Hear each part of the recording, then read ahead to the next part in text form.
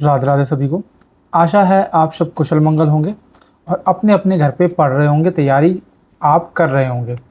जैसा कि आपको पता है, हम जो कंप्यूटर अनुदेशक के लिए पीवाईक्यू सीरीज़ लेके आए हैं, जिसमें हम 4 सब्जेक्ट लगाते हैं। एबिलिटी, जनरल एबिलिटी जिसमें मैथ्स और रीजनिंग, जनरल अवेयरनेस जिसमें हम जीके और या करंट अफेयर्स की बात करते हैं, और कंप्यूटर एंड पेडागॉजी। तो ये कंप्यूटर का पहला लेक्चर रहने वाला है, जिसमें हम कंप्यूटर से पूछे गए जितने भी पीवाईक्यूज़ हैं, जितने भी आरएसएसबी ने एग्ज़ाम कंडक्ट कराए हैं प्रीवियसली, उसमें जो कंप्यूटर से रिलेटेड क्वेश्चन पूछे गए हैं वो सारे के सारे हम यहाँ पे लगाने वाले हैं इस सीरीज़ में। और आपको पता है कि पेपर 2 जो है वेरी इंपॉर्टेंट है और क्वालिफाइंग है। अगर आप उसमें क्वालिफाई नहीं करते हैं तो आप ऑटोमेटिकली एग्ज़ाम से बाहर हो जाएंगे। इसलिए ये सीरीज़ आपके लिए बहुत ही ज़्यादा इम्पॉर्टेंट रहने वाली है। लास्ट तक बने रहिएगा एंड मैं आपको साथ साथ कुछ इम्पॉर्टेंट फैक्ट्स भी बताता रहूँगा हर एक जो रिलेटेड इन्फॉर्मेशन के साथ, ताकि आपको याद करने में और आसानी हो सके। तो स्टार्ट करते हैं। स्टार्ट करने से पहले जो हमारा थीम रहेगा इस कंप्यूटर वीडियो के लिए वो रहने वाला है, may everyone be happy, may everyone be free from illness, सर्वे भवन्तु सुखिना, सर्वे सन्तु निरामया। ये श्लोक जो है, ये मतलब जैसे बोलते नहीं है कि फॉरगिविंग नेचर होना चाहिए आपका। बोलना आसान है, करना बहुत मुश्किल है। तो मैं अपने जीवन में जो जो थॉट्स, जो श्लोक से बहुत ज़्यादा प्रेरित होता हूँ, बहुत अब कोशिश करता हूँ अपने जीवन में अपनाने के लिए, वो सब मैं लेके आता हूँ। ऐसा नहीं है कि मैंने मतलब कुछ भी उठा लिया, समझ रहे हो। थीम रखने का उद्देश्य यही रहता है कि जिस चीज़ ने मेरे जीवन में बहुत ज़्यादा इफ़ेक्ट डाला हो वो आपकी भी थोड़ी हेल्प कर सके। बस इतना ही है, ज़्यादा मैं इसके बारे में बताना नहीं चाहूँगा। जैसे आप प्रैक्टिस करेंगे वैसे ही धीरे धीरे आप भी मतलब कि अपने आप को बेहतर महसूस करेंगे, तब आपको समझ में आ जाएगा सब कुछ।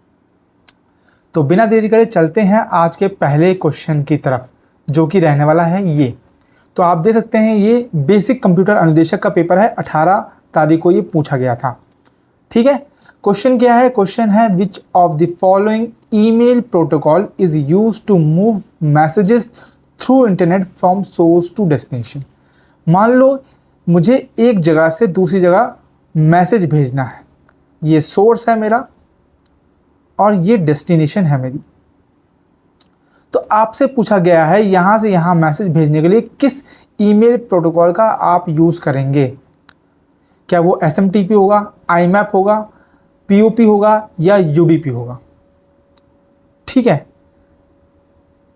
तो याद रखना है उससे पहले मैं ये सब चीज़ के बारे में बताऊँ, उससे पहले जो मैं आपको बेसिक जो प्रोटोकॉल्स होते हैं वो आपको याद करा देता हूँ, ताकि आपको और इजी रहेगा। सबसे पहले हम बात करते हैं HTTP की, जिसका फुल फॉर्म आपको पता होना चाहिए, हाइपर टेक्स्ट ट्रांसफ़र प्रोटोकॉल। जो आप इंटरनेट पे कम्युनिकेशन करते हैं, वेब ब्राउज़र पे जो सर्च वगैरह करते हैं, वो आप HTTP की मदद से करते हैं। एक और होता है HTTPS, यहाँ पे S का मतलब होता है सिक्योर। सिक्योर क्यों? क्योंकि यहाँ डेटा जो है वो एनक्रिप्टेड होता है। यहाँ पे ज़्यादातर होता है कि जो HTTP वाली वेबसाइट है वहाँ पर फ्रॉड होने के चांसेस ज़्यादा हो जाते हैं, यहाँ पे सिक्योर रहता है। तो इसलिए बोलते हैं कि हमेशा जो है जो साइट जो है जो HTTPS से स्टार्ट होती हैं वो आपको ओपन करनी चाहिए, HTTP वाली जो है कम ओपन करनी चाहिए। FTP की बात करें तो FTP का फुल फॉर्म है फाइल ट्रांसफ़र प्रोटोकॉल। नाम से समझ गए होंगे, यहाँ पे फाइल का ट्रांसफ़र होता है ओवर दी सर्वर, है ना। कोई भी फाइल हो आपको एक जगह से दूसरी जगह भेजनी है तो हम यूज़ करते हैं FTP का। अब बात करते हैं SMTP, IMAP और POP3 का। तो जो SMTP है इसका फुल फॉर्म है सिंपल मेल ट्रांसफ़र प्रोटोकॉल। ये बेसिकली आपका मेल भेजने में, एक जगह से दूसरी जगह भेजने में हेल्प करता है। तो हमारा क्वेश्चन ने भी यही पूछा था, तो क्वेश्चन का भी जो है करेक्ट आंसर क्या हो जाएगा, वो हो जाएगा आपका SMTP protocol, simple mail transfer protocol. अब बात कर लेते हैं IMAP और POP की। IMAP का फुल फॉर्म है इंटरनेट मैसेज एक्सेस प्रोटोकॉल। ये जो है दोनों के दोनों जो हैं ये रिट्रीव करने के लिए, मैसेज को आने के लिए यूज़ होते हैं। Used to retrieve email from servers, email from servers. ठीक है, सेंड करने के लिए आपका यूज़ होता है SMTP। ये चीज़ आपको याद रखनी है बस। ये जो POP3 है इसका मतलब है पोस्ट ऑफिस प्रोटोकॉल वर्जन 3 है ये, ठीक है। अब इन दोनों में जो डिफरेंस है, बेसिक सा डिफरेंस है, बस फ़र्क इतना है कि हम POP3 में जो है डायरेक्टली ईमेल को जो है डाउनलोड कर सकते हैं सर्वर से। IMAP में क्या होता है, मतलब कि ये सर्वर पे एक कॉपी रहती है, एक कॉपी आपके जब डाउनलोड करते हो तो आपके उसमें भी आ जाती है। यहाँ पर वैसा नहीं होता है, ठीक है। तो बस ये है कि IMAP जो है एक कॉपी क्रिएट कर देता है डिवाइस पे, बस इतना फ़र्क है। यहाँ पे एक और था जिसको मैं लिखना भूल गया मैं, UDP यानी कि यूज़र डेटाग्राम प्रोटोकॉल। नाम से समझ में आ रहा है कि ये एक बेसिकली कनेक्शनलेस कम्युनिकेशन प्रोटोकॉल होता है। मतलब कि आपको डेटा भेजना है, डेटा यानी कि कम्युनिकेट करना है, तो एक कनेक्शनलेस प्रोटोकॉल होता है। कनेक्शनलेस का मतलब क्या है कि ये वायरलेस होता है, ये आप बेसिकली समझ लो, ठीक है। ऐसे ही बहुत सारे होते हैं, one of them is UDP। अब UDP का फंक्शनैलिटी वगैरह जो है हम थोड़ा सा आगे समझेंगे, अभी आप बेसिकली इसका फुल फॉर्म और ये किस काम आता है, कम्युनिकेशन का काम आता है, बस इतना चीज़ आप याद रखो, ठीक है। चलते हैं आगे। अगला क्वेश्चन भी देखो आप, बेसिक कंप्यूटर अनुदेशक का है, यहाँ पे आप देख सकते हैं। पूछा है which of the following is sans serif font. निम्नलिखित में से कौन सा जो है sans serif फॉन्ट का एक एग्जाम्पल है। क्या वो एरियल है, टाइम्स न्यू रोमन है, या करियर है, या फिर गॉथिक है। अब ये देखो, अब बहुत लोगों को यही नहीं पता होगा कि sans serif फॉन्ट होते क्या हैं, ठीक है। ऐसे फॉन्ट जिनमें जो स्मॉल डेकोरेटिव लाइन होती है वो मिसिंग होती है। जैसे कि आपने देखा होगा, जैसे कई फॉन्ट में ऐसे लिखा होता है ABC, और फिर यहाँ पे ऐसी लाइन बनी होती है, डिज़ाइन के लिए बनी होती है, या फिर ऐसे मान लो ऐसी बनी होती है। तो ये है, ये जो लाइंस होती हैं, डेकोरेटिव लाइंस हैं, इनको हम बोलते हैं शेरिफ, ठीक है। तो ऐसे फॉन्ट जिनमें ये शेरिफ नहीं होते हैं उनको हम बोलते हैं sans serif फॉन्ट। और इसका सबसे बढ़िया एग्जांपल है आपका एरियल। एरियल फॉन्ट में ऐसी कोई डिज़ाइंस या डेकोरेटिव लाइंस देखने को नहीं मिलती हैं। और अगर मैं एग्जांपल दूं तो आप देख सकते हैं Arial narrow, regular, black, Arial के जितने भी टाइप हैं, एक कैलिब्री है ना, फ्रैंकलिन गॉथिक है ना, इम्पैक्ट है, वर्डेना है, टहोमा है, ये सब क्या है, ये sans serif फॉन्ट के एग्जाम्पल है। ये चीज़ आपको याद रखनी है, ठीक है। अब देखो, अब आप बोलेंगे कि यहाँ पे तो गॉथिक आ गया, पर इसका पूरा नाम क्या है, ये फ्रैंकलिन गॉथिक बुक है। गॉथिक जो है वो अलग है फॉन्ट, तो ये चीज़ आपको ध्यान में रखनी है, ठीक है। बाकी ये बेसिक क्वेश्चन था, अगर आपको पता होता, मीनिंग पता होता, तब भी आप इजीली कर लेते, क्योंकि नॉर्मली हर कोई जो है एरियल फॉन्ट का यूज़ करता ही करता है, उसको पता चल जाता है कि भाई इसमें तो कोई डेकोरेटिव लाइन होती ही नहीं। अब आते हैं अगले क्वेश्चन पे। अगला क्वेश्चन पूछता है which of the following is not related to format of animation. Animation के फॉर्मेट से कौन सा इन ऑप्शन में से रिलेटेड नहीं है, नहीं पूछा गया है, ये चीज़ हमेशा याद रखनी है। फ्लिक फॉर्मेट, जिसको हम FLI या FLC बोलते हैं, MPEG, क्विक टाइम, या एमिगा SGI। तो देखो, एनिमेशन से रिलेटेड ये है, MPEG भी है, QT मूव भी है। एमिगा जो है ये रिलेटेड नहीं है। क्यों नहीं है? क्योंकि एमिगा जो है वो बेसिकली एक इमेज फॉर्मेट है, इसको हम बोलते हैं सिलिका। SGI का फुल फॉर्म है सिलिकन ग्राफिक इमेज फॉर्मेट।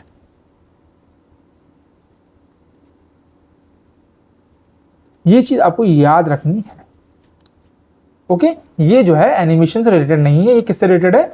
ये रिलेटेड है आपका इमेज से।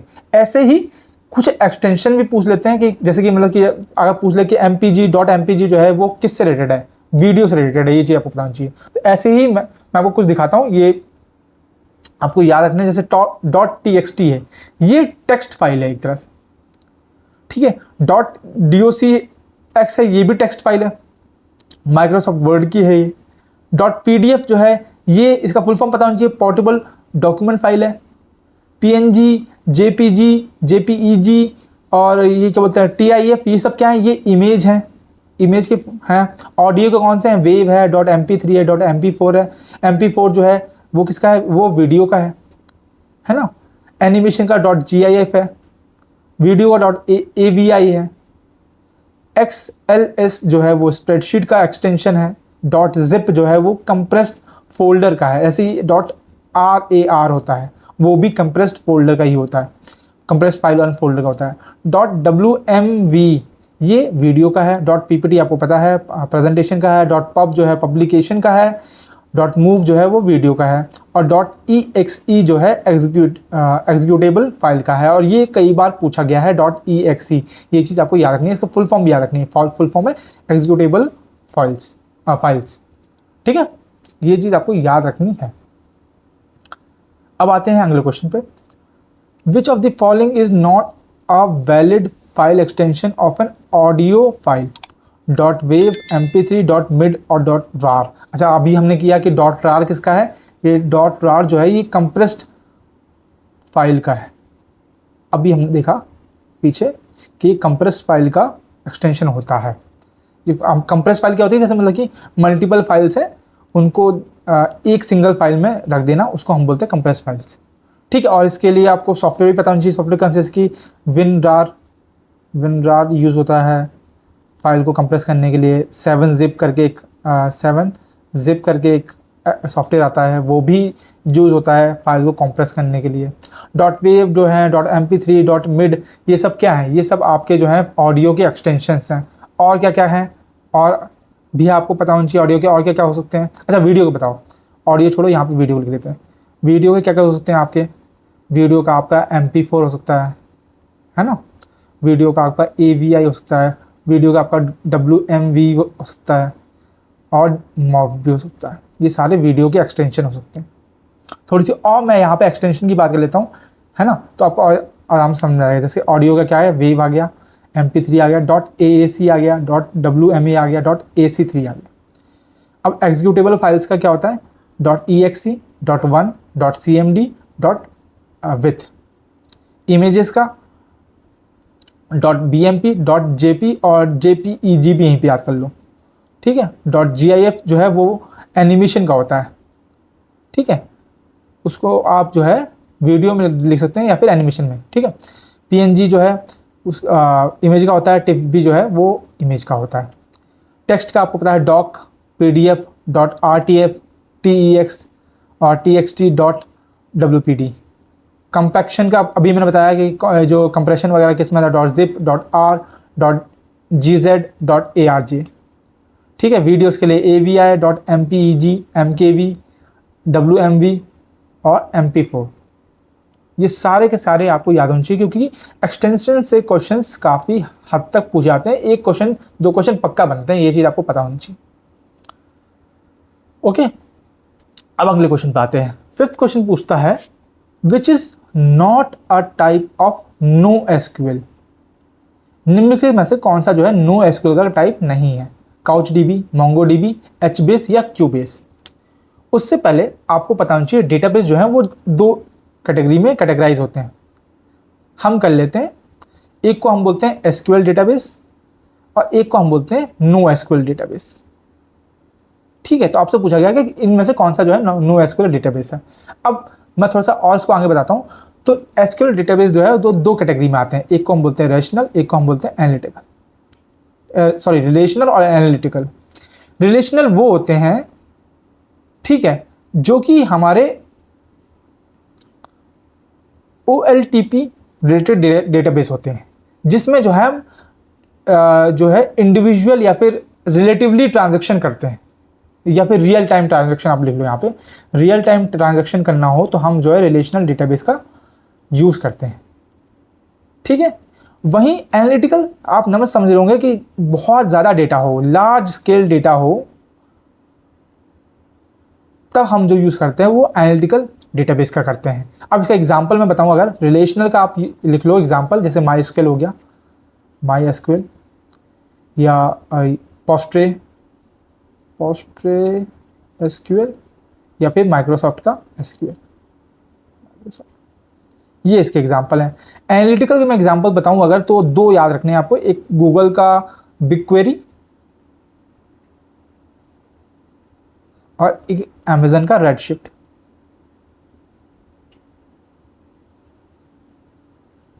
ठीक। ऐसे ही NoSQL जो है वो 4 पार्ट्स में कैटेगराइज कर सकते हैं, एक कॉलम फैमिली वाला, एक ग्राफ वाला, एक डॉक्यूमेंट बेस्ड और एक की वैल्यू पेयर बेस्ड। ठीक है, इसके बारे में थोड़ा सा मैं और डेप्थ में बता देता हूँ, यहीं पे हम कर लेते हैं इसको। जैसे की वैल्यू पेयर जो होता है उसमें एक की होती है, एक वैल्यू होता है। ठीक है, इसके एग्जाम्पल आप याद रखने हैं, डायनेमो डीबी और कैसेंड्रा। ठीक है, कॉलम बेस्ड जो है यहाँ पे टेबल फॉर्म में डेटा स्टोर होता है। ठीक है, और इसका एग्जाम्पल जो है आपका HBase और सप हैना होगा या सैप हैना होगा। ठीक है, डॉक्यूमेंट बेस में की वैल्यू का ये क्या एक्सपेंशन बोल लो आप। ठीक है, जो मतलब जैसे डेटा जो है की वैल्यू में, की वैल्यू पेयर में स्टोर होता है, वैसे ही डॉक्यूमेंट में क्या है, ये और थोड़ा सा कॉम्प्लेक्स तरीके से स्टोर होता है, जहाँ पे हर एक डॉक्यूमेंट को एक यूनिक की असाइन कर दी जाती है। ठीक है, और उस यूनिक की से आप उस डॉक्यूमेंट को फैच कर सकते हैं। ऐसा होता है डॉक्यूमेंट बेस्ड डेटाबेस में, जिसका एग्जांपल है मोंगोडीबी और काउचडीबी।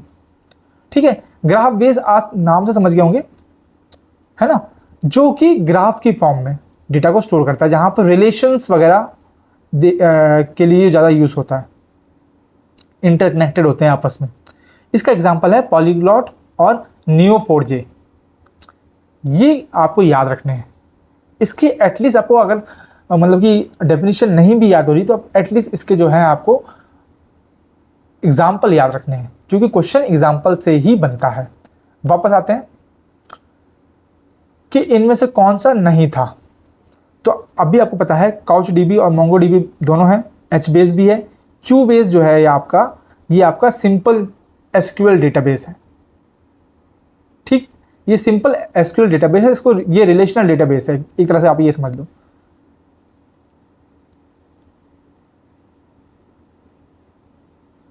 ठीक है, तो इस तरह से ये क्वेश्चन को करना था, और ये चीज़ आपको याद रखनी है, सारे के सारे एग्जाम्पल याद रखना।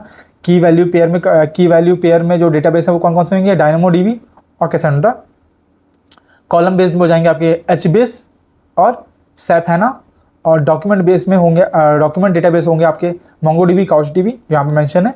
और ग्राफ वाले आपको थोड़ी सी दिक्कत हो जाएंगी, पर पॉलीग्लॉट एटलीस्ट एक याद कर लो, पॉलीग्लॉट याद कर लो, तो वो उसमें आपको कोई दिक्कत नहीं होगी। ठीक है, अब आते हैं अगले क्वेश्चन पे। अगला क्वेश्चन है to maintain materialised view in RDBMS, यानी कि रिलेशनल डेटाबेस मैनेजमेंट सिस्टम। तो आप एक मटेरियलिस्टिक व्यू को आपको मेंटेन करना है, तो आप RDBMS में क्या यूज़ करोगे, ट्रिगर, पॉइंटर, क्लोन ऑब्जेक्ट या नन। ठीक है, अब ये क्वेश्चन बहुत ईजी है। क्यों ईजी है, क्योंकि देखो जो पॉइंटर और जो क्लोन ऑब्जेक्ट हैं वो RDBMS में यूज़ ही नहीं होते हैं, इनका RDBMS से कोई रिलेशन ही नहीं है। ये कहाँ यूज़ होते हैं, ये प्रोग्रामिंग लैंग्वेज में यूज़ होते हैं।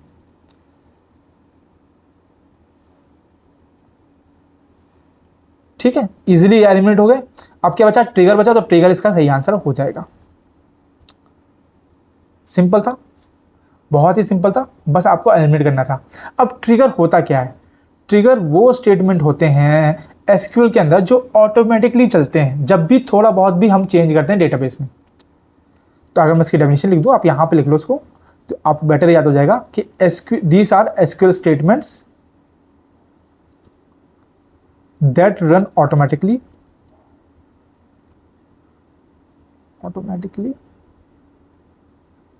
when there is change in database।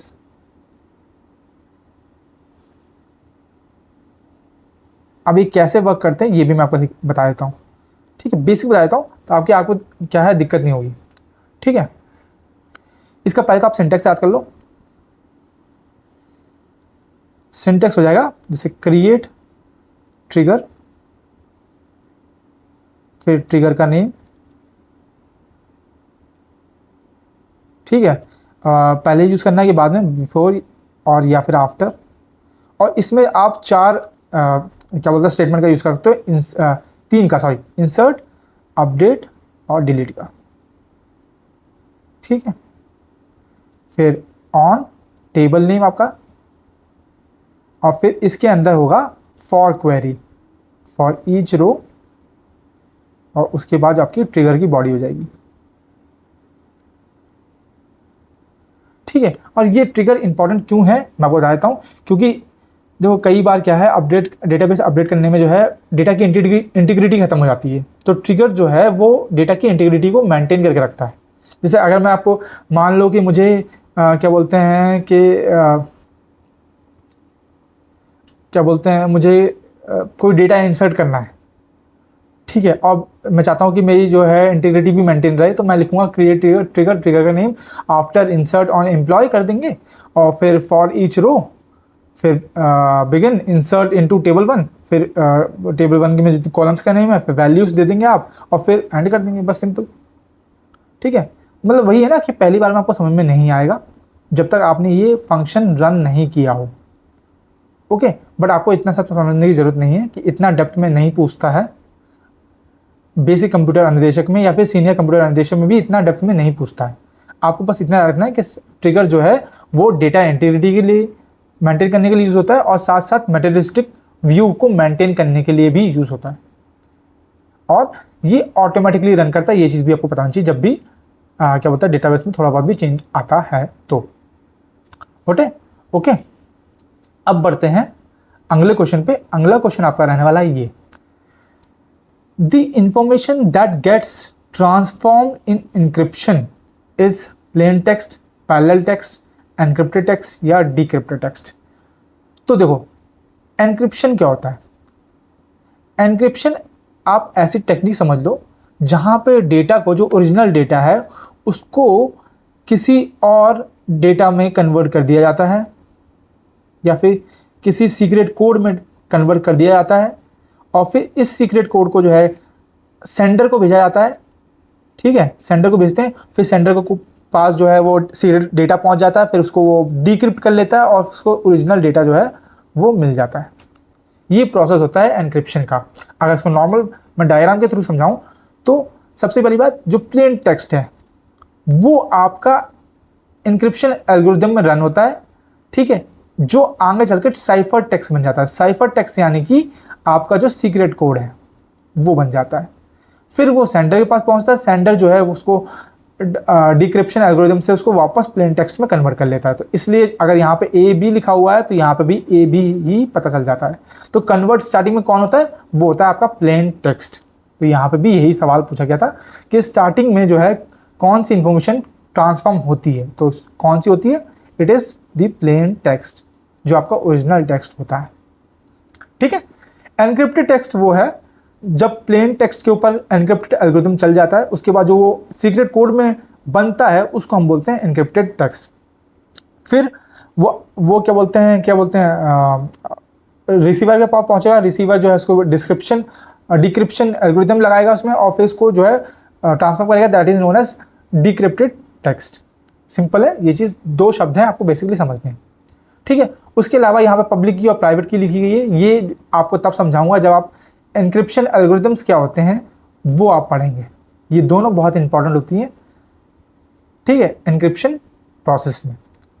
Okay, और जिन लोगों को अगर पता है तो वो मुझे कमेंट सेक्शन में लिख के बता सकते हैं कि इनका यूज़ क्या आता है, पब्लिक की कहाँ यूज़ होती है और प्राइवेट की कहाँ यूज़ होती है और क्यों यूज़ होती है। ठीक है, आगे आते हैं अगले क्वेश्चन में। Which one of the following is not a software process model, यानी कि सॉफ्टवेयर प्रोसेस मॉडल का कौन सा टाइप नहीं है? Linear sequential model, prototype model, spiral model या कोकोमो मॉडल। पहली बात तो आपको पता होनी चाहिए कि जो सॉफ्टवेयर प्रोसेस मॉडल होते क्या है या फिर SDLC मॉडल्स होते क्या हैं। तो ये वो मॉडल होते हैं जो एक सर्टेन स्टेप्स के थ्रू गुजरते हैं और फिर फाइनली हमें जो है सॉफ्टवेयर बना के देते हैं। ऐसे मॉडल्स को हम जो मतलब कि इंफॉर्मेशन गैदर करते हैं, फिर उसके थ्रू जो है पूरा प्रोसेस के थ्रू गुजरते के बाद लास्ट में हमें वो सॉफ्टवेयर जो है बना के देते हैं, that is known as software process model. Simple भाषा में कई तरीके के ये मॉडल्स होते हैं, जैसे कि आपका एक वाटरफॉल SDLC मॉडल होता है। आप अगर इसका बेसिक ढांचा देखेंगे तो जैसे वाटरफॉल गिरता है ना, वैसे ही सेम स्टेप का होता है, ऐसे करके। ठीक है, अब ये कैसे होता है मैं ये आपको जब हम डिस्कस करेंगे डेप्थ में तब मैं बताऊंगा। फिर होता है iterative SDLC model, V model जिसको हम वेरिफिकेशन एंड वैलिडेशन मॉडल भी बोलते हैं, स्पायरल मॉडल जो कि स्पायरल शेप का होता है, ठीक है, और ये रिस्क ड्रिवन मॉडल होता है, ये चीज़ आती है, ये रिस्क ड्रिवन मॉडल होता है। फिर इंक्रीमेंटल मॉडल जहाँ पे हर स्टेप जो है वो इंक्रीमेंट होता जाता है, डेवलप ऑप्स, SDLC मॉडल, या फिर रैपिड एप्लीकेशन डेवलपमेंट, या फिर एजाइल मॉडल, ठीक है। ये कुछ मॉडल्स होते हैं सॉफ्टवेयर प्रोसेस मॉडल के अंदर आते हैं और इनके थ्रू जो है एक सॉफ्टवेयर जो है बेसिकली गुजरता है। अब पूछा गया कौन सा नहीं है, तो आपको साफ साफ दिख रहा है ये कोकोमो मॉडल नहीं है। अब आप पूछेंगे कि कोकोमो मॉडल अगर सॉफ्टवेयर मॉडल नहीं है तो ये है क्या। कोकोमो की पहले फुल फॉर्म समझिए। कोकोमो की पहले फुल फॉर्म है constructive cost model, constructive cost model. तो आप नाम से समझ गए होंगे, ये एक बेसिकली एक एस्टिमेट मॉडल है जिसका काम है ये पता लगाना कि ये प्रोजेक्ट जो है इसमें इतना पैसा खर्च होगा, इसकी इतनी प्रोजेक्ट कॉस्ट आएगी, इतना एफर्ट, इतना डेवलपमेंट टाइम इसमें लगेगा। तो ये बेसिकली एक एस्टिमेशन मॉडल है, ठीक है। ये सॉफ्टवेयर प्रोसेस मॉडल नहीं है। वहीं linear sequential model, prototype model और स्पाइरल मॉडल तीनों जो हैं वो सॉफ्टवेयर प्रोसेस मॉडल के टाइप्स हैं। ये चीज़ आपको पता होनी चाहिए, ठीक है, बेसिक चीज़ है। और थोड़ा सा आप जो है SDLC साइकिल के बारे में भी पढ़ लेंगे, इसमें क्या क्या स्टेप्स होते हैं, क्योंकि ये भी बहुत इंपॉर्टेंट है। सारे के सारे स्टेप्स आप मुझे जो है कमेंट सेक्शन में लिख के बता सकते हैं। अच्छा, सबसे मेन क्वेश्चन, इसमें कितने स्टेप्स होते हैं ये आप मुझे कमेंट सेक्शन में लिख के बताइए। और ये बताइए कि जो टेस्टिंग होती है, जो यूनिट टेस्टिंग होती है वो किस स्टेप में होती है। देखते हैं भाई किस किस का जो है सिलेबस अच्छा खासा चल रहा है, ठीक है। तो ये दो क्वेश्चंस आप मुझे कमेंट सेक्शन में लिख के बताएंगे कि ये कहाँ पे होता है। आगे आते हैं, which of the following is not a valid master view option in Microsoft PowerPoint 2016। तो कौन सा निम्नलिखित में से मास्टर व्यू ऑप्शन नहीं है अगर हम माइक्रोसॉफ्ट की पावरपॉइंट की बात करें। क्या वो नोट मास्टर है, आउटलाइन मास्टर है, स्लाइड मास्टर है, या हैंड आउट मास्टर है, ठीक है। तो कौन सा नहीं है उससे पहले हम जानते हैं कहाँ देखने को मिलता है। हम जब व्यू टैब में जाएंगे, व्यू टैब के अंदर आपको यहाँ पे ये देखने को मिलेंगे मास्टर व्यूज, ठीक है, देखने को मिल रहा है। ये तीन तरह के होते हैं, slide master, hand out master, note master, ठीक है। तो अब आप आराम से एलिमिनेट कर सकते हैं कि कौन सा नहीं होता। अब मैं थोड़ा सा यहाँ पर इसका वो बता देता हूँ। स्लाइड मास्टर क्या होता है, स्लाइड मास्टर में जो सबसे पहली स्लाइड होती है उसको हम बोलते हैं टॉप स्लाइड। अगर आप स्लाइड मास्टर ऑप्शन को क्लिक करते हैं तो एक टॉप स्लाइड खुल के आएगी और इसमें आप जो भी एडिट करेंगे, जैसे आपने इसमें लोगो लगा दिया या फिर इसमें क्या बोलते हैं कुछ लिख दिया, तो वो बाकी सारी स्लाइड्स में वो सबका सेम टू सेम उसी जगह पे शो होगा। मतलब कि अगर आपने लोगो यहाँ लगाया है तो सारी स्लाइड्स में पहली स्लाइड ये होगी, तो दूसरी स्लाइड में भी ये यहाँ पे शो होगा, तीसरी स्लाइड में भी, मतलब जितनी भी स्लाइड बनाओगे सब में वहीं शो होगा। That is your slide master. Hand out master नाम समझ रहे हैं कि हैंड आउट है ना, जब हम को प्रिंट हैंड आउट्स प्रिंट करने होते हैं, ठीक है, तो उनका जो अपीयरेंस होता है पीपीटी में वो कौन कंट्रोल करता है, वो आपका कंट्रोल करता है hand out master, control appearance of presentation. अब हैंड आउट्स तो आपको पता है ना, जो हम जैसे पर्चे बांटते हैं कि क्या बोलते हैं ये, मतलब जो भी है पर्चे आप जो बांटते हैं कि ये फलाना फलाना प्रोग्राम हो रहा है, इस तारीख को है, ये है, ऐसे करके पर्चे भी बांटते हैं, वो हैंड आउट होते हैं, ठीक है। तो वो हैंड आउट मास्टर वहाँ यूज़ होता है। नोट मास्टर नाम समझ में आ रहा है कि क्या बोलते हैं, आपके जो नोट्स के पेजेस होते हैं उनको ये ऑल्टर करता है, ठीक। तो ये बेसिकली तीन तरह के आपके मास्टर व्यूज होते हैं। किस रिबन में देखने को मिलता है, किस ऑप्शन में देखने को मिलता है, ये व्यू टैग में आपको देखने को मिलता है। ये चीज़ आपको याद रखनी है, ठीक है। अब आते हैं क्वेश्चन पे। तो कौन सा इनमें से नहीं था, नोट मास्टर था, स्लाइड मास्टर था, हैंड आउट मास्टर था, आउटलाइन मास्टर आपका ऑप्शन नहीं था। बेसिक क्वेश्चन था, अगर आपको पता था तो आराम से कर सकते हैं। तो आप ये चीज़, चलो ये चीज़ मैं थोड़ा सा और आगे बताता हूँ, पर मैं चलिए यहीं भी बता देता हूँ। ये चीज़ आपको नोट करना पड़ेगा कि पावर पॉइंट प्रेजेंटेशन से जो बेसिक ऑप्शंस होते हैं उनके बारे में भी पूछा गया है एलिमिनेशन के थ्रू कि भाई ये होता है, अच्छा व्यू में ये वाला ऑप्शन में देखने को मिलता है कि नहीं मिलता, या फिर फाइल में ये वाले ऑप्शन में से कौन सा नहीं होता, ऐसे करके पूछा गया। तो ये चीज़ आपके लिए इंपॉर्टेंट होता है, मतलब पावर पॉइंट का स्ट्रक्चर बहुत इंपॉर्टेंट है, ये चीज़ आपको समझनी है। ठीक है, आगे आते हैं।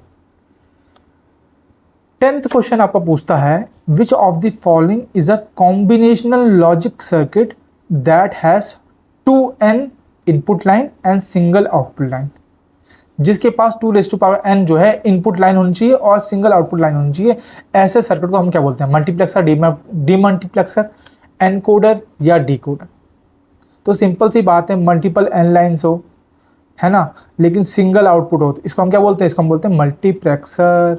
और इसका उल्टा, मतलब उसका उल्टा, सिंगल इनपुट हो और मल्टीपल आउटपुट हो, उसको हम बोलते हैं डीमल्टीप्लेक्सर। अगर मैं इसको डायग्राम के थ्रू समझाऊं तो यहाँ पे आप समझ सकते हैं कि मल्टीप्लेक्सर में 2n इनपुट लाइन चैनल्स होते हैं, ठीक है, और सिंगल आउटपुट होता है। डीमल्टीप्लेक्सर में, जिसको हम डीमक्स भी बोलते हैं, उसमें सिंगल इनपुट होता है और मल्टीपल आउटपुट होता है, 2n आउटपुट होते हैं। वहीं मैं अगर बात करूँ एनकोडर और डीकोडर की, मैं यहाँ पे एनकोडर और डीकोडर की भी बात कर लेता हूँ। ठीक है, एनकोडर जो है वो क्या करता है? वो क्या करता है, ह्यूमन रीडेबल जो डेटा होता है ना, इसमें भी ये मतलब ये 2n बिट का होता है लगभग, ये मान के चलो।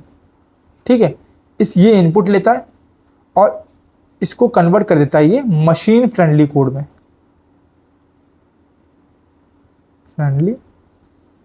में, ये n बिट का होता है। ठीक है, ये काम है किसका? एनकोडर का। और इसका उल्टा काम, यहाँ से यहाँ तक, पहले मशीन कोड n बिट का लेगा, उसको कन्वर्ट कर देगा ह्यूमन रीडेबल फॉर्म में। तो इसका काम है, ये किसका काम है? ये काम है डीकोडर का। तो आप एक तरह से समझ सकते हैं कि मल्टीप्लेक्सर का उल्टा जो है वो डीमल्टीप्लेक्सर है और एनकोडर का उल्टा जो है वो डीकोडर है। ठीक है, ये बेसिक चीज़ आपको समझ में आनी चाहिए। और ये मतलब कि कितनी इनपुट लाइन से कितने आउटपुट जनरेट होंगे, ये सब जो है ये हम आगे देखेंगे।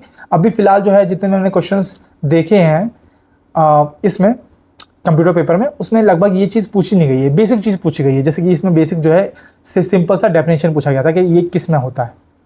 ओके, आई होप ये चीज़ समझ में आ गई होगी। अब आते हैं अगले क्वेश्चन पे। अगला क्वेश्चन पूछता है the commonly used protocol for web page transfer. Web page transfer के लिए कौन सा होता है? HTML, HTTP, WML या WTP? तो आपको पता है कौन सा होता है? HTTP, जिसका फुल फॉर्म क्या है? Hyper text transfer protocol. अच्छा, मैंने आपको दो बताए थे, एक बताया था मैंने आपको HTTP और एक बताया था HTTPS। फुल फॉर्म मैं लिख देता हूँ अगर आपको याद ना हो तो, हाइपर टेक्स्ट ट्रांसफ़र प्रोटोकॉल। ये भी सेम है, hyper text transfer protocol S for secure. एक बार जो है पता है ये पूछ लिया गया था कि HTTPS में S का फुल फॉर्म क्या है। ठीक है, तो ये चीज़ भी याद रखनी है। उसके अलावा मैंने आपको क्या बताया था कि ये कम सिक्योर है, लेस सिक्योर, और इसके नाम में ही सिक्योर है तो ये तो सिक्योर होगा ही होगा। ठीक है, सेकेंडली सिक्योर क्यों है? क्योंकि यहाँ पे डेटा को एनक्रिप्ट किया जाता है, एनक्रिप्टेड डेटा है। और क्योंकि यहाँ पे डेटा को एनक्रिप्ट नहीं किया जाता है तो इसलिए ये वल्नरेबल होता है हैकर्स के लिए, आराम से जो इसको हैक कर सकते हैं। ठीक है, दूसरी चीज़ आपको जो एक कॉमन चीज़ याद रखनी है वो मैं बताना भूल गया कि HTTP जो है वो कौन सा पोर्ट यूज़ करता है? वो पोर्ट यूज़ करता है पोर्ट नंबर 80। वहीं HTTPS जो है वो पोर्ट नंबर 443 यूज़ करता है। ये क्वेश्चन भी पूछा गया है। ठीक है, इसलिए ये भी चीज़ आपको याद होनी चाहिए। ओके, आई होप ये चीज़ आपको याद हो जाएगी। अब आते हैं आगे। अगला क्वेश्चन है इन MS PowerPoint we can run slideshow from beginning using dash key and from current slide using dash key। मान लो हम जो है पावरपॉइंट प्रेजेंटेशन को में स्लाइड शो रन कर रहे हैं। अगर हमें सबसे शुरू से स्टार्ट करना है, ठीक है, पहली स्लाइड से स्टार्ट करना है, तो हम कौन सी की को प्रेस करेंगे? या मान लो कि अभी मैं चौथी स्लाइड पे हूँ और मैं चाहता हूँ कि मैं फर्स्ट स्लाइड से ना यहीं से स्लाइड शो स्टार्ट करूँ, तब मुझे कौन सी की दबानी पड़ेगी? ऑप्शन है आपके F5, F7, F6, F8, F7 shift plus F7 या फिर F5 शिफ्ट प्लस F5। अच्छा, उससे पहले आपको पता है कि स्लाइड शो जो है वो कहाँ किस ऑप्शन में देखने को मिलता है? चलो मैं बताता हूँ आपको। तो आप देखेंगे कि यहाँ पर स्लाइड शो का एक ऑप्शन आता है। यहाँ से आप जो है ये सेटअप स्लाइड शो से आप मैन्युअली जो है वो रन कर सकते हैं स्लाइड शो को। अब मान लेते हैं कि मुझे शुरू से करना है, कि मान लो कि जो है मुझे पहली स्लाइड से जो है स्टार्ट करना है स्लाइड शो को, ठीक है। तो मैं क्या दबाऊंगा? मैं दबाऊंगा F5 को। मान लो मैं तीसरी स्लाइड पे हूँ, ठीक है। अब मुझे यहाँ से शुरू करना है, तब मैं दबाऊंगा शिफ्ट प्लस F5, ठीक है। ये चीज़ आपको पता होनी चाहिए और यही क्वेश्चन में पूछा गया था, ठीक है। तो the answer would be F5 for the beginning and shift plus F5 for the current slide, ठीक है। आई होप ये चीज़ आपको याद रहे, ओके। उसके अलावा यहाँ पे भी आप देख सकते हैं लिखा हुआ है ना, from beginning from current slide. तो एक और तरीका है जहाँ से आप जो है ये चीज़ को कर सकते हैं, that is manually from this option in slide show tab, ठीक। ये चीज़ आपको याद रखनी है। और अभी जो प्रेजेंटेशन पावर पॉइंट का जो वर्जन आ रहा है उसमें आप रिकॉर्डिंग भी कर सकते हैं रिकॉर्ड ऑप्शन के थ्रू। ये चीज़ भी आपको पता होनी चाहिए, ठीक है। या फिर यहाँ पे भी एक रिकॉर्ड ऑप्शन का देखने को मिलता है, ठीक है। तो ये चीज़ भी आपको पता होनी चाहिए, ओके। आगे आते हैं। Which of the following view is most suitable to rearrange slides in MS PowerPoint. अगर मुझे स्लाइड्स को रीअरेंज करना है, मान लो कि जैसे मैंने स्लाइड्स बना रखी हैं, ये 1 number 2 number 3 number 4 number 5 number 5 slide बना रखी हैं, ठीक है। पहली, दूसरी, तीसरी, चौथी, पाँचवीं। अब मैं चाहता हूँ ये पाँचवीं जो है ये यहाँ पे आए, ये दूसरी जो है वो यहाँ पे आए, ठीक है। ऐसा मैं चाहता हूँ। तो इसके लिए सबसे बेस्ट ऑप्शन क्या रहेगा? Slide shorter view, notes page, normal view या स्लाइड शो? तो देखो, स्लाइड शो तो अभी मैंने बताया कि वो तो सिंपल सा जो है प्रेजेंटेशन को शो करने के लिए यूज होता है, तो ये ऑप्शन तो नहीं होगा। नॉर्मल व्यू है तो नॉर्मल है, उसका मतलब क्या है? अब आता है नोट्स पेज या स्लाइड शॉर्टर व्यू। तो नोट्स पेज जो है वो नोट्स के लिए यूज होता है, ये बेसिकली है। तो स्लाइड शॉर्टर व्यू जो है इसका सही ऑप्शन हो जाएगा, जहाँ पे जो आपको स्लाइड्स जो हैं वो कुछ इस प्रकार देखने को मिलती हैं, मतलब जैसे मैंने दिखाया था ना, ये जो मैंने दिखाया था, इसी तरह से आपको स्लाइड शॉर्टर व्यू में देखने को मिलेगा। फिर आप जो है इस पर क्लिक करके जो है इसको ड्रैग करके इस जगह पे लग सकते हैं, तो ये बाकी आप ऑटोमेटिकली नीचे हो जाएंगी, है ना। तो ये चीज़ आपको देखने को मिलेगी, एक बार करके देखिएगा, वेरी इजी है। और मुझे लगता है कि पावर पॉइंट के जितने भी चीज़ें नहीं पता है आपको, एक बार पावर पॉइंट आप यूज़ कीजिए, ठीक है। ज़्यादा टाइम नहीं लगेगा, थोड़ा थोड़ा यूज़ करेंगे तो आपको देखने से जल्दी समझ में आएगा कि कौन सी चीज़ कहाँ यूज़ होती है, ठीक है। अगले क्वेश्चन पे आते हैं। 14th क्वेश्चन आपका पूछता है, in the context of memory card SD and MMC stands for. SD और MMC की फुल फॉर्म क्या है? क्या उसकी full form secure digital multimedia card है, secure digital memory management card है, safe data mega memory card है, या सेफ डिजिट मल्टीमीडिया कार्ड है? तो SD की फुल फॉर्म है आपकी सिक्योर डिजिटल, ठीक है। और MMC की फुल फॉर्म है मल्टीमीडिया कार्ड, इसलिए ऑप्शन नंबर 1 जो है वो आपका सही हो जाएगा। ये चीज़ याद रखनी है, कन्फ्यूजन बहुत बार होती है कि SD की फुल फॉर्म क्या है। आप कहीं ये ना लगा के आ जाओ, अगर 2 सिमिलर ऑप्शन देखने को मिले कि मान लो कि यहाँ पे भी अगर क्या बोलते हैं मल्टीमीडिया यहाँ पे भी होता, ठीक है। अगर यहाँ पे भी मल्टीमीडिया होता, मान लो मल्टीमीडिया कार्ड होता, तो आपको ऐसा नहीं लगता कि भाई सिक्योर डिजिटल ना हो के सिक्योर डेटा जो है वो हो सकता है? इसलिए आपको बोलता हूँ कि फुल फॉर्म जो है आपको वो पता होनी ही चाहिए। कुछ ऐसी और फुल फॉर्म आपको पता होनी चाहिए, जैसे कि CD की क्या होती है, DVD की क्या होती है, HDD की क्या होती है, SSD की क्या होती है, रैम की तो आपको पता होगी और रोम की भी पता होगी। तो ये तो मैं समझता हूँ ये तो वेरी कॉमन है, ये तो पता होनी चाहिए। अच्छा, CD की क्या होती है? CD की फुल फॉर्म होती है कॉम्पैक्ट डिस्क। DVD की होती है डिजिटल वर्सटाइल डिस्क।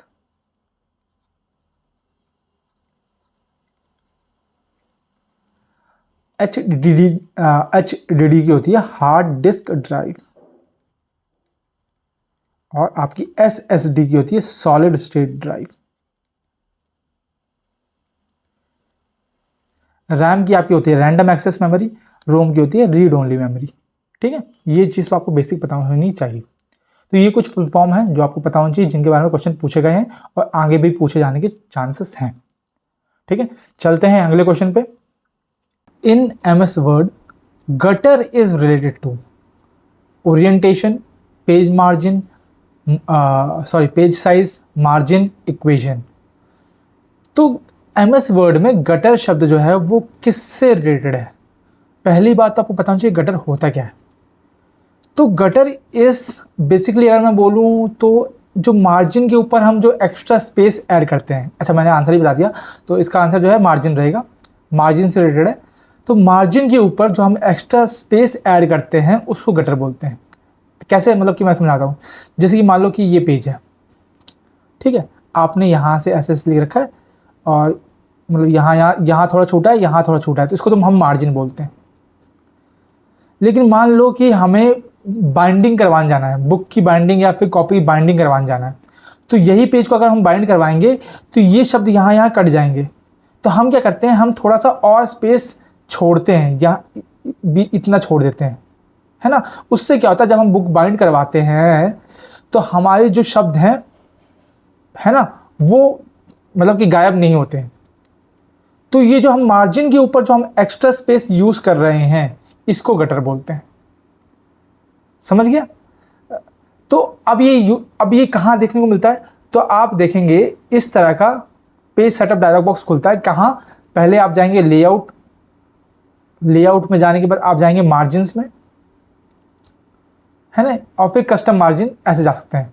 या दूसरा जो है आप क्या बोलते हैं, पेज सेटअप डायलॉग बॉक्स के अंदर आप देख सकते हैं मार्जिन के अंदर ये गटर देखने को मिलता है आपको। तो यहाँ पे आप सेट कर सकते हैं पोजीशन और कितना जो है कितना करना है। ठीक है, तो ये यहाँ पे आपको गटर ऑप्शन देखने को मिलता है। ये वेरी इंपॉर्टेंट है, क्योंकि जब आप बुक बाइंडिंग वगैरह करते हैं तो गटर का ही इस्तेमाल होता है। ठीक है, ये चीज़ आपको पता होनी चाहिए। आते हैं अगले क्वेश्चन पे। 16th क्वेश्चन है, filling the blanks, create a dash to assign a name to a specific point in a document. एक क्या बोलते हैं, नेम को असाइन करने के लिए हमें क्या चीज़ क्रिएट करनी पड़ती है। कहने का मतलब क्या है कि मान लो कि एक हमारा डॉक्यूमेंट है, हाँ, हम कुछ लिख रहे हैं, लेकिन हमें मान लो कि ये जो पॉइंट है इसको हमें स्पेशल मीनिंग देना है, या फिर हमें इसको कुछ नाम असाइन करना है, ताकि मतलब ये इंपॉर्टेंट है मान लो। ठीक है, तो हम उसके लिए क्या क्रिएट करते हैं? क्या हम clip art, cross reference, hyperlink या बुकमार्क? तो हम उसके लिए यूज़ करते हैं बुकमार्क। हम इसको बुकमार्क असाइन कर देते हैं एक स्पेसिफिक पॉइंट को इन अ डॉक्यूमेंट। ये चीज़ आपको याद होनी चाहिए। अच्छा, हाइपरलिंक क्या होता है? हाइपरलिंक ऐसा लिंक होता है जहाँ पे क्लिक करने के बाद कुछ नया इन्फॉर्मेशन, कुछ नया पेज खुल जाता है। ठीक है, इसका मैं एग्जांपल दिखाऊंगा। उससे पहले आपको जैसे बुकमार्क करना है तो आप किस ऑप्शन में जाएंगे? तो याद रखना, इंसर्ट टैब के अंदर बुकमार्क ऑप्शन देखने को मिलता है, वहाँ से आप इजीली बुकमार्क क्रिएट कर सकते हैं। ठीक है, ये रही पहली चीज़। अब बात करते हैं हाइपरलिंक की। तो ये देखिए आप, ठीक है, तो जैसे आप क्लिक करेंगे वैसे ही आप इसके ईमेल एड्रेस पर पहुंच जाएंगे। तो ये बेसिकली क्या है? ये हाइपरलिंक है। ठीक है, एक टेक्स्ट जो है लिंक के तौर पे एक्ट कर रहा है। ओके, तो ये चीज़ आपको ध्यान रखनी है। अब आते हैं अगले में, decorative text in MS word document is called. जो डेकोरेटिव टेक्स्ट होता है MS वर्ड में उसको क्या बोलते हैं? तो सिंपल सी चीज़ है, उसको वर्ड आर्ट बोलते हैं। आई होप बहुत लोगों ने यूज भी कर रखा होगा। कुछ इस तरह का देखने को मिलता है ना। ये आप देख सकते हैं, ये word art option. Different design में, डिफरेंट स्टाइल्स में आप जो है टेक्स्ट को डेकोरेट कर सकते हैं वर्ड आर्ट की मदद से। अच्छा, ये क्लिप आर्ट क्या होता है? ये क्लिप आर्ट लास्ट ऑप्शन जो आपने देखा है, ये क्या होता है? बेसिकली आप जो आइकन्स वगैरह हैं या फिर लोगो वगैरह हैं हम लगा सकते हैं, जैसे कि मतलब कि घंटी घंटी ऐसा लगा सकते हैं। तो ये हम क्लिप आर्ट में जाके जो है हम वहाँ पे जो लिमिटेड और बाय डिफ़ॉल्ट जो आइकन्स होंगे हम उनसे कुछ भी सेलेक्ट कर सकते हैं। मान लो कि कंप्यूटर का आइकन सेलेक्ट कर लिया है ना, तो वो सब क्लिप आर्ट के ज़रिए हम कर सकते हैं। ठीक है, बुक मार्क मैंने बता ही दिया है, और स्मार्ट आर्ट नाम का कुछ होता नहीं। अब आते हैं आगे। विच of the following is not a system software? निम्नलिखित में से कौन सा सिस्टम सॉफ्टवेयर का प्रकार नहीं है? उससे पहले आप समझिए कि सिस्टम सॉफ्टवेयर होता क्या है। उससे भी पहले कि आप दो चीज़ समझिए, एक होता है हार्डवेयर, एक होता है सॉफ्टवेयर। ऐसी चीज़ जिसको हम छू सकते हैं उसको हम बोलते हैं हार्डवेयर, ठीक है, और ऐसी चीज़ जो जिसको हम छू नहीं सकते उसको हम बोलते हैं सॉफ्टवेयर, जो इंटेंजिबल होता है। अब सॉफ्टवेयर जो है वो बेसिकली दो तरीके होते हैं। एक को हम बोलते हैं सिस्टम सॉफ्टवेयर और एक को हम बोलते हैं एप्लीकेशन सॉफ्टवेयर। वैसे होते तो तीन तरीके के हैं, पर हम बेसिकली दो तरीके से हम करते हैं। सिस्टम सॉफ्टवेयर ऐसे सॉफ्टवेयर होते हैं जिनका क्या बोलते हैं बहुत ही इंपॉर्टेंट रोल रहता है किसी सिस्टम को चलाने में, ठीक, जिनके बिना जो है सिस्टम ओपन ही नहीं होता। एप्लीकेशन सॉफ्टवेयर ऐसे सॉफ्टवेयर होते हैं जिनका एक स्पेसिफिक काम होता है, एक स्पेसिफिक काम होता है कि जैसे कि मतलब जैसे आपने पेंट देखा होगा, पेंट ऑप्शन आता है, पेंट ऐप आता है, वो क्या करता है उसमें सिर्फ आप पेंट ड्राइंग वगैरह कर सकते हो। MS वर्ड है, इसमें आप सिर्फ जो है टेक्स्ट वगैरह ही कर सकते हो। PPT में आप पावर पॉइंट में आप सिर्फ प्रेजेंटेशन ही दे सकते हो। मतलब कि हर एक एप्लीकेशन का एक स्पेसिफिक काम है, उसको हम बोलते हैं एप्लीकेशन सॉफ्टवेयर। और जिनका सिस्टम से रिलेटेड काम होता है, जिनका एक जो है मतलब कि जिनके बिना जो है सिस्टम चलेगा नहीं, जैसे ऑपरेटिंग सिस्टम हो गया, है ना। ऑपरेटिंग सिस्टम आपको पता है किसी भी सिस्टम को चलाने के लिए उसके अंदर ऑपरेटिंग सिस्टम होना चाहिए। जैसे बायोस हो गया, है ना, आपके लैंग्वेज ट्रांसलेटर हो गए, ये क्या है? बेसिकली ये सिस्टम सॉफ्टवेयर है, ठीक है। तो इनमें से कौन सा नहीं है? ट्रांसलेटर है, यूटिलिटी है, ऑपरेटिंग सिस्टम है। डेटाबेस सॉफ्टवेयर जो है वो आपका एक एप्लीकेशन सॉफ्टवेयर है, क्योंकि इसका पर्टिकुलर काम क्या है? इसका पर्टिकुलर काम है कि डेटाबेस या फिर रिकॉर्ड्स को गैदर करने में हेल्प करना, ठीक है, जैसे कि MySQL हो गया, ये मतलब जो भी है, ओके। तो ये चीज़ आपको याद नहीं है। और थोड़े से अगर मैं एग्जांपल बताऊं तो यहाँ पे आप देख सकते हैं सिस्टम सॉफ्टवेयर के एग्जांपल विंडोज़ हो गया, उबंटू हो गया, मैक OS हो गया, iOS हो गया, गूगल क्रोम हो गया। अच्छा, गूगल क्रोम तो है, ये तो वेब ब्राउज़र है, ठीक है, इसको हटा दो। एंड्रॉयड हो गया, है ना, ये सब क्या है? ये सब सिस्टम सॉफ्टवेयर है। वहीं एप्लीकेशन सॉफ्टवेयर की बात करूँ तो मैं ये MS ऑफिस के सारे टूल्स हो गए, स्काइप हो गया, स्काइप का काम क्या है? वीडियो कॉन्फ्रेंसिंग का। व्हाट्सएप का काम क्या है? स्पेसिफिक काम है। ये media player, window media player का काम क्या है? स्पेसिफिक काम है। म्यूजिक का काम क्या है? स्पेसिफिक है। फोटोशॉप का काम क्या है? स्पेसिफिक है।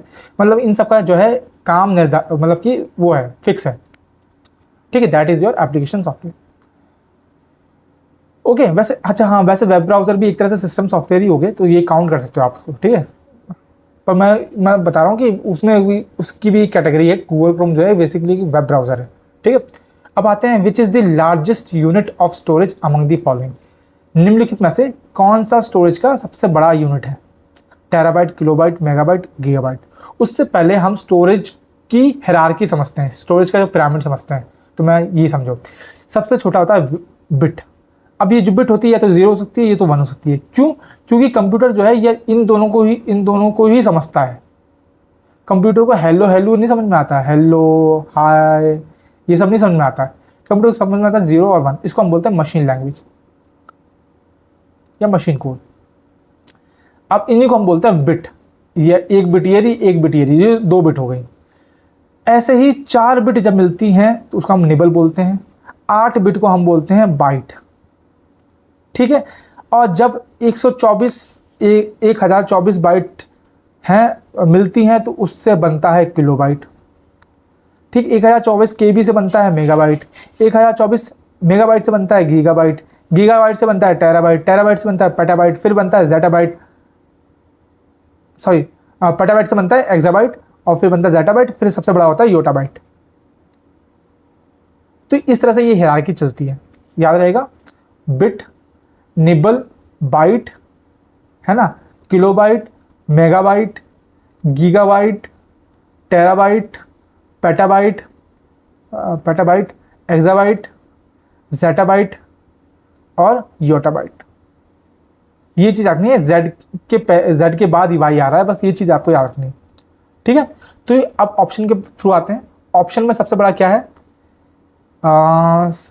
सबसे छोटा ये है मेगाबाइट, उससे बड़ा किलोबाइट, सॉरी सबसे छोटा किलोबाइट, उससे बड़ा मेगाबाइट, उससे बड़ा गीगाबाइट, उससे बड़ा टेराबाइट। तो सबसे बड़ा क्या है, सबसे बड़ा है टेराबाइट।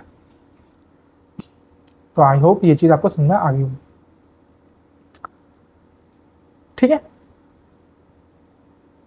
अब आते हैं आगे।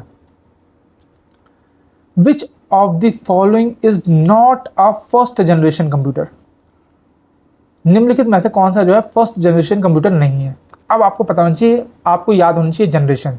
5 जनरेशन होती है कंप्यूटर की, मैं आपको बता देता हूँ। पहली जनरेशन जो है वो 1946 से 1959 के बीच की टाइम पीरियड को हम बोलते हैं, जहाँ पे वैक्यूम ट्यूब्स का यूज़ किया गया था।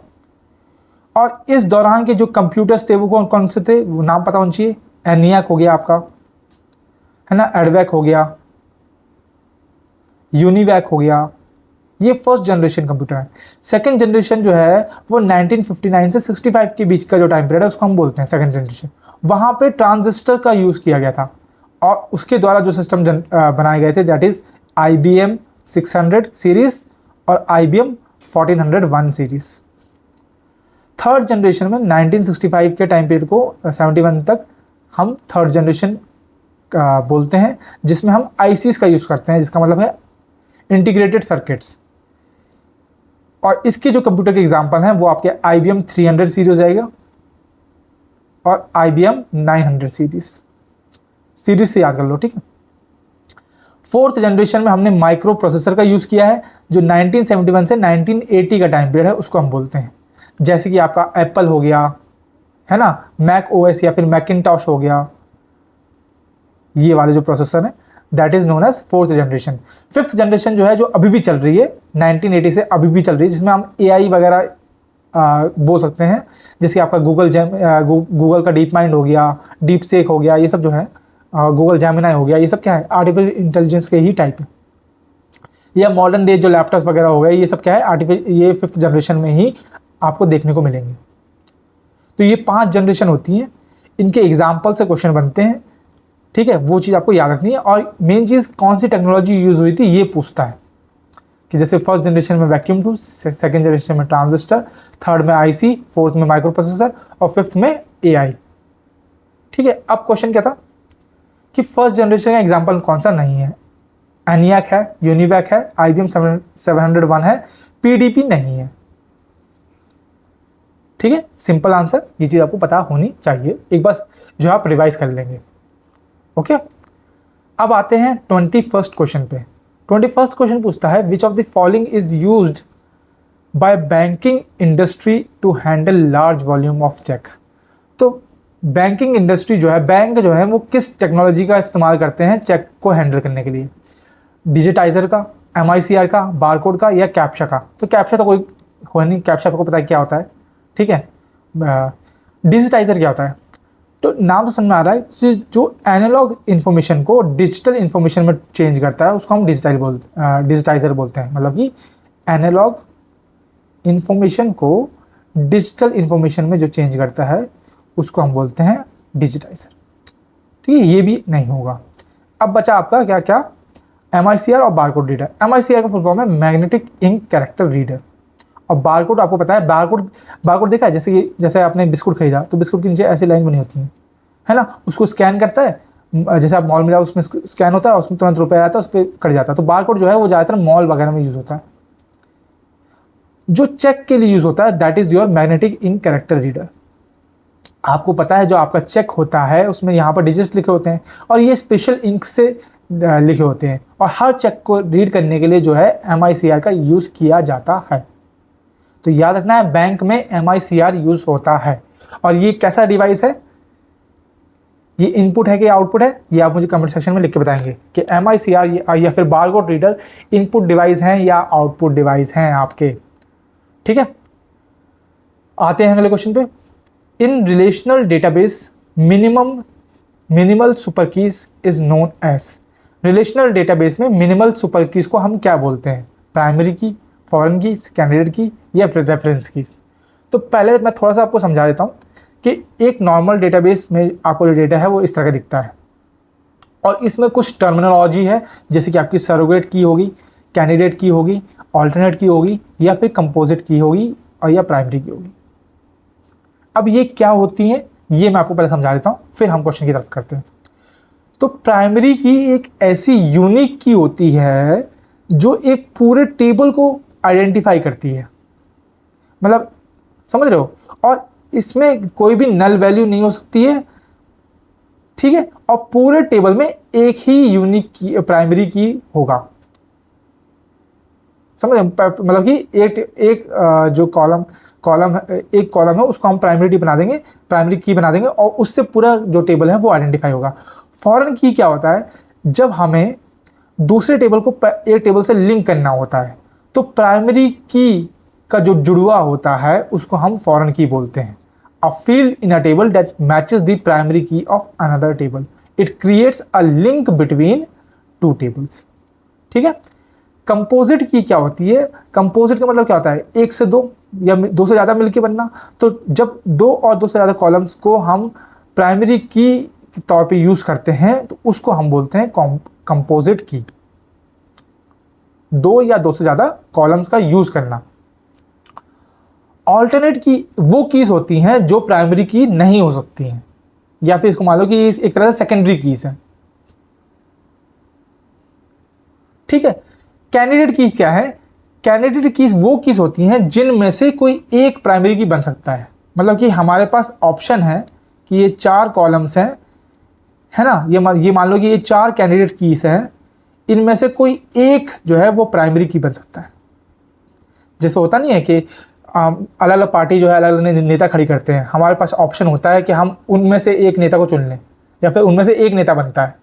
होता है कि नहीं होता? वैसे ही बहुत सारे कैंडिडेट होते हैं, उनमें से एक जो है वो नेता बनता है। बहुत सारे कैंडिडेट कीज होती हैं, उसमें से एक जो है प्राइमरी की बनती है। ठीक है।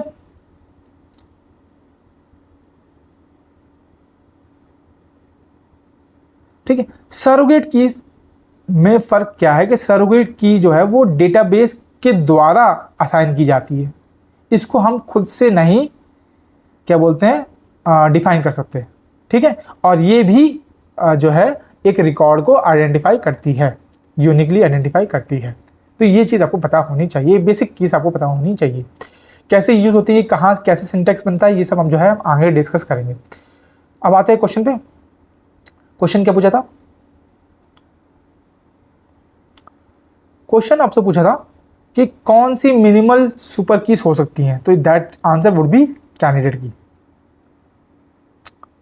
ठीक है। ये चीज आपको पता होनी चाहिए। अब आते हैं अगले क्वेश्चन पे। अगला क्वेश्चन है, in decision table left lower quadrant is called.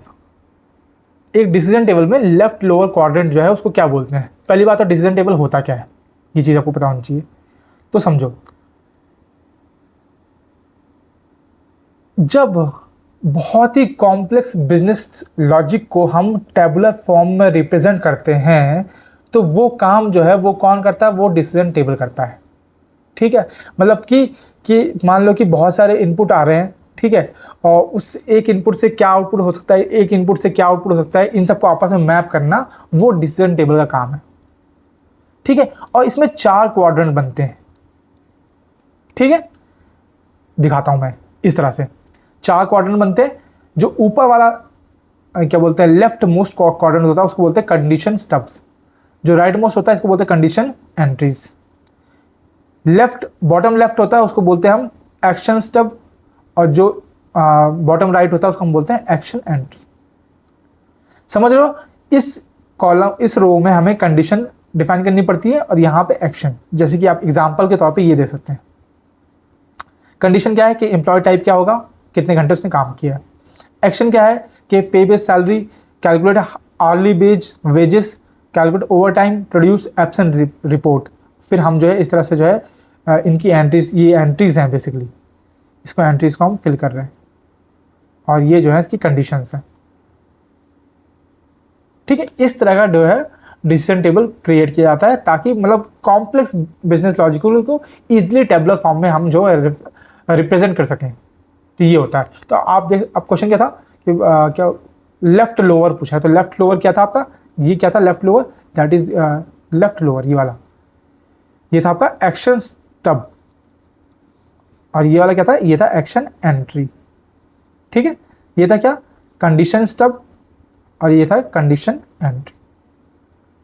बस ये बेसिकली याद रखना है कैसे यूज़ होता है, कहाँ यूज़ होता है, मैंने आपको बता दिया है, लेकिन एक्चुअल में ये यूज़ करने को नहीं पूछा जाएगा। ठीक है, ये चीज़ आपको याद नहीं है, बेसिक पूछा गया है, मैंने आपको बताया ना, सिर्फ बेसिक पूछ रहे हैं, मतलब सिर्फ सिंपल जो स्ट्रक्चर से क्वेश्चन आ रहा है, और ये आगे भी आ सकता है क्योंकि आप देखते हैं ये अभी भी जो है बेसिक कंप्यूटर जो पिछला वाला हुआ था अनुदेशक, उसका पेपर है, क्वेश्चन है। ठीक है, अब आते हैं आगे। In context of information gathering ranking scale question ask the correspond to.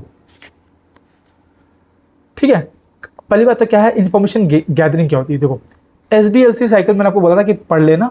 SDLC cycle का जो टॉप मोस्ट सबसे पहली स्टेज है उसको हम बोलते हैं इंफॉर्मेशन गैदरिंग, जहाँ पे हम क्लाइंट की अंडरस्टैंडिंग को समझते हैं कि क्लाइंट को एक्चुअल में चाहिए क्या। ठीक है, और उसमें क्या क्या जो है एम्बिग्यूटी है ना, फिर हम प्लानिंग करते हैं, है ना, कि और फिर हम जो है प्रॉपर एक प्रोसेस बनाते हैं। ये सब जो है ये रिक्वायरमेंट गैदरिंग में होता है। इंफॉर्मेशन गैदरिंग में हम इंफॉर्मेशन गैदर करते हैं। ठीक है, एक रफ स्केच तैयार करते हैं। अब पूछा गया है कि उसमें अगर हम रैंकिंग स्केल क्वेश्चंस को रैंक करें तो किसको हम बोल सकते हैं कि ये जो है ये स्केल क्वेश्चन हो सकता है। Choose one among the given answer choices, rank list of the items in order of importance, mark का level of satisfaction on a given skill, say yes और नो। तो रैंकिंग की बात की है तो साफ साफ आपको देखिए कीवर्ड तो दिख ही रहा है यहाँ पे, तो इसलिए ये आंसर इसका हो जाएगा।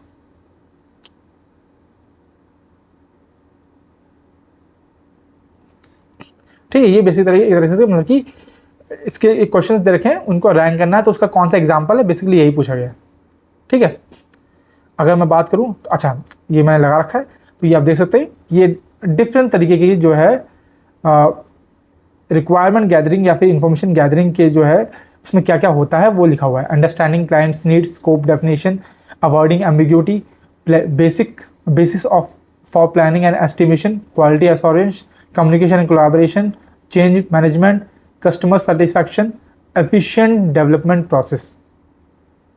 ठीक है, या फिर मॉडल बोल लो आप, ये आपको याद रखना है। और SDLC साइकिल के सारे स्टेप्स भाई पढ़ लो एक बार, इससे क्वेश्चन बनते हैं, अच्छे खासे बनते हैं। ठीक है, आते हैं आज के लास्ट क्वेश्चन पे। लास्ट क्वेश्चन है which one is measure of software complexity. निम्नलिखित में से कौन सा जो है सॉफ्टवेयर कॉम्प्लेक्सिटी को मेजर करने के लिए एक तरीका है। Number of line of code जिसको हम LOC बोलते हैं, number of man years, number of function point, या फिर सारे। तो नंबर ऑफ लाइन से भी हम सॉफ्टवेयर कॉम्प्लेक्सिटी को डिफाइन करते हैं, नंबर ऑफ मैन ईयर्स से भी, नंबर ऑफ फंक्शनल पॉइंट से भी। तो इसके सारे के सारे जो है ऑप्शन, ये सारे के सारे एक मेजरमेंट इंडिकेटर्स हैं, या फिर आप बोलोगे मैट्रिक्स हैं, टेस्ट मैट्रिक्स हैं, जो कि सॉफ्टवेयर की कॉम्प्लेक्सिटी को डिफाइन करती हैं। उसके अलावा कुछ और इंडिकेटर्स होते हैं एक सॉफ्टवेयर के अंदर, जैसे कि मतलब उसकी सिक्योरिटी चेक करने के लिए या फिर यूजिबिलिटी चेक करने के लिए। तो वो मैं आपको एक बार बता देता हूँ, ये टेबल आपको याद रखना है। जैसे अगर आपको रिलायबिलिटी चेक करनी है तो आप क्या चेक करेंगे, आप नंबर ऑफ फेलियर्स और कैलेंडर टाइम चेक करेंगे।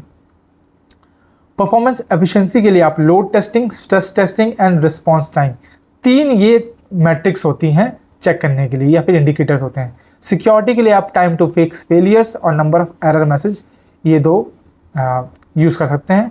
मेंटेबिलिटी के लिए आप लाइन ऑफ कोड या फिर LOC जिसको हम बोलते हैं वो यूज़ करते हैं।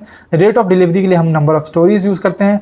टेस्टेबिलिटी के लिए हम number of technology needed to test या क्वालिटी ऑफ डॉक्यूमेंटेशन का यूज़ करते हैं। यूजिबिलिटी के लिए हम कंप्लीशन रेट और सेटिस्फेक्शन लेवल 2 इंडिकेटर का यूज़ करते हैं। ये बेसिक है, ये आपके बेसिक हैं, ये इतने आपको पता होना चाहिए। ठीक तो यहीं पे जो है हमारी आज की क्लास ख़त्म होती है। आई होप ये बहुत ही फ्रूटफुल क्लास रही होगी आपके लिए। इससे आपने बहुत कुछ सीखा होगा, बहुत कुछ जाना होगा और कुछ कुछ आपका रिवीजन भी हुआ होगा। ऐसे ही हम बहुत ही अच्छी क्लासेस लेके आने वाले हैं जिसमें मैं आपको पूरा का पूरा रिवीजन करा दूंगा, ताकि एग्ज़ाम से पहले जो है आप इतना कॉन्फिडेंस महसूस कर सकें कि हाँ भाई मुझे आता है, मैं ये पेपर आराम से निकाल लूँगा। क्योंकि आपको रिक्वायरमेंट पता है ना, इंस्ट्रक्टर पेपर की, कि आपको जो है सिर्फ क्वालिफाई करना है, ज़्यादा अच्छा नहीं करना है, ज़्यादा बुरा नहीं करना है, क्वालिफाई करना है।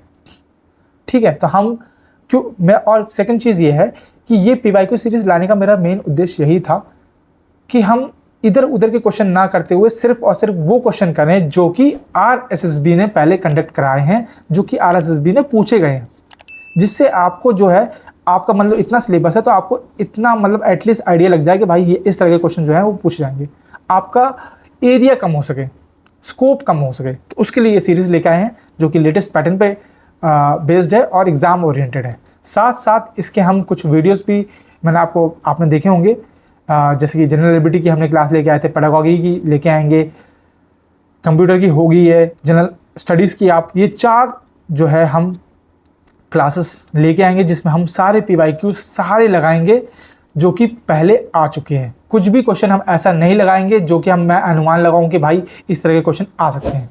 फिर लास्ट में एक मैं पूरा एनालिसिस कर दूंगा कि भाई इस तरह के क्वेश्चन जो हैं वो आप पूछे गए हैं, ये आपके लिए बहुत ही इंपॉर्टेंट टॉपिक्स हैं, अच्छे से प्रिपेयर कर लो और आराम से आप उनको पढ़ के 80 से 90% मार्क्स आराम से ला सकते हैं। ठीक है, तो बस यही मेरा बताने का उद्देश्य था। बने रहिए हमारे सीरीज़ के साथ। मिलते हैं अगले वीडियो में, तब तक के लिए राधे राधे सभी को।